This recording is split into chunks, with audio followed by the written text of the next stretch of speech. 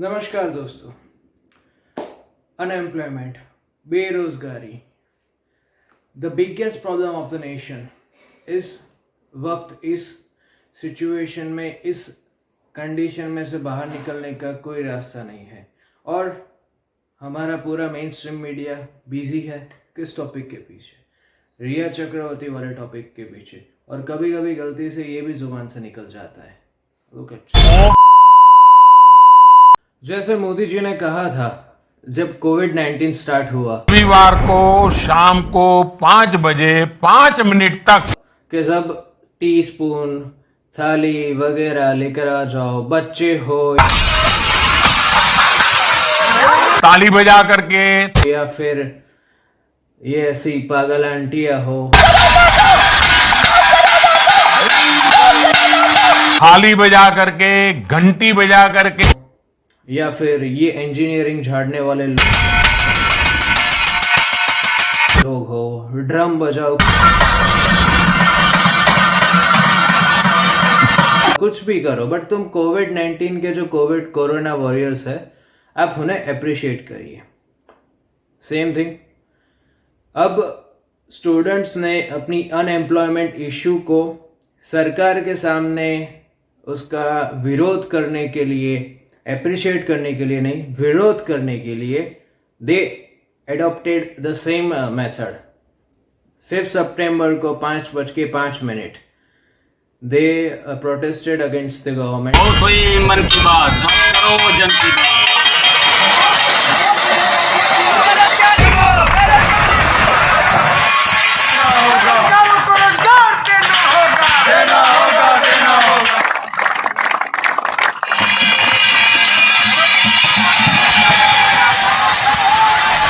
But students के इतने बड़े प्रोटेस्ट या फिर उनकी इतनी बड़ी प्रॉब्लम्स को मीडिया ने जरा सा भी कवरेज नहीं दिया। Media were busy behind watch, you all know that. Again, students came up to protest against the government for the issue of unemployment and their exams and all the issues were students facing। और फिर से उन्होंने 9:09 पर उनके rights के लिए सरकार के आगे उनका विरोध प्रदर्शन मांगते, हम अपना अधिकार मांगते, नहीं चलेगी, नहीं चलेगी, नहीं। देखिए, अनएम्प्लॉयमेंट को समझने के लिए एक चीज को मतलब दिमाग में उतारना बहुत ही जरूरी है कि अनएम्प्लॉयमेंट आई कहाँ से, from which state the unemployment is generated, मतलब ये चीज की शुरुआत कहाँ से हुई। तो इसको समझने के लिए जीएसटी को समझना बहुत ही जरूरी है। So let's start with the GST.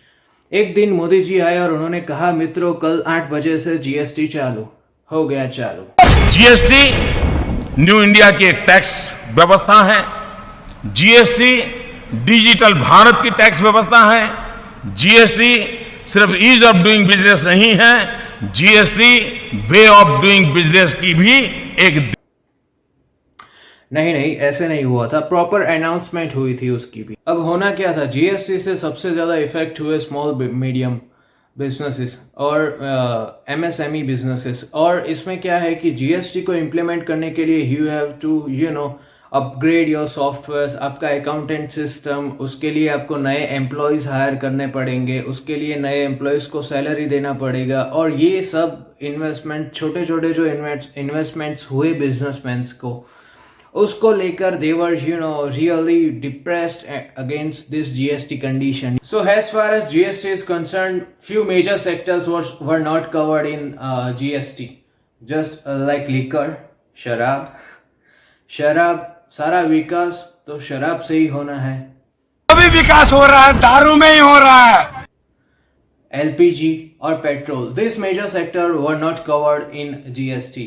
And Nirmala ताई तो हमारी निर्मला ताई ही है, उनको तो कुछ पता ही नहीं, हमको कुछ नहीं पता। निर्मला ताई शी वांट जस्ट मनी। उन्होंने कहा मुझे पैसे चाहिए, जीएसटी जहां लगती है लगाओ, I don't care, I want money. और उसकी वजह से काफी सारे situation, financial condition under pressure आ गई। आपको एक बात तो पता ही होगी, Modi one nation one tax one market thing से भारत में one nation one tax one market का एक दशक पुराना जो सपना चल रहा था वो आज साकार हो चुका है। We all know this GST stuff, मतलब SGST, CGST, GST, मतलब ये चीज ने तो दिमाग की मतलब लगा के पड़ी है। हमको कुछ नहीं पता। Demonetization, the biggest affecting factor for the employment. जहाँ तक नजर जा रही है वहां तक रास्ता मुड़ता जा रहा है, लाइन नहीं खत्म हो रही है। 2016 से लेके 2018 तक 50 लाख से ज्यादा लोग अपनी नौकरियां गंवा चुके थे due to the implementation of demonetisation. ये लाया कौन? मोदी सर। अरे हम लोगों को तो 6-6 दिन काम न लग रहा, भूखों मर रहे हैं, आटा बाटा कुछ खरीद नहीं पाओ, जो भी काम भी करवा लेता वो पैसे भी ना देता। अच्छा हाँ, हमको तो बहुत परेशानी है। पर नोटबंदी ने रोजगार देने वाले टेक्सटाइल सेक्टर को बेरोजगार People from each and every corner of the nation are suffering due to this demonetization stuff.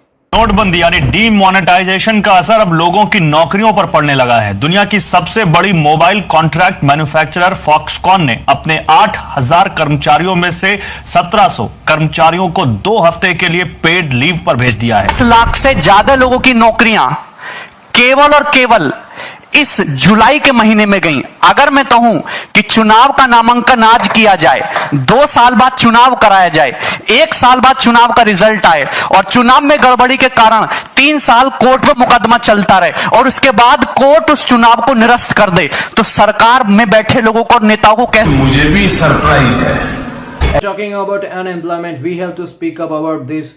The SEC railway students. It was a revolutionary thing, trust me.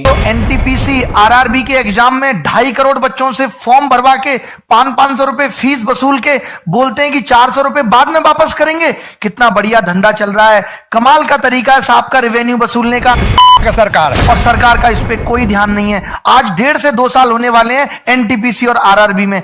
एक बार ये कहते हैं हमें कोई एजेंसी नहीं मिल रही एग्जाम कराने के लिए, लेकिन हमारे देश की मीडिया इन सबको दिखाने का उसके पास कोई टाइम नहीं है। Students are our future. Students देश का भविष्य है। गवर्नमेंट और सरकार और वहाँ की राज्य सरकारों को स्टूडेंट्स की बात सुननी चाहिए, and they should listen to them and they should listen to their problems in order to maintain the things which are necessary.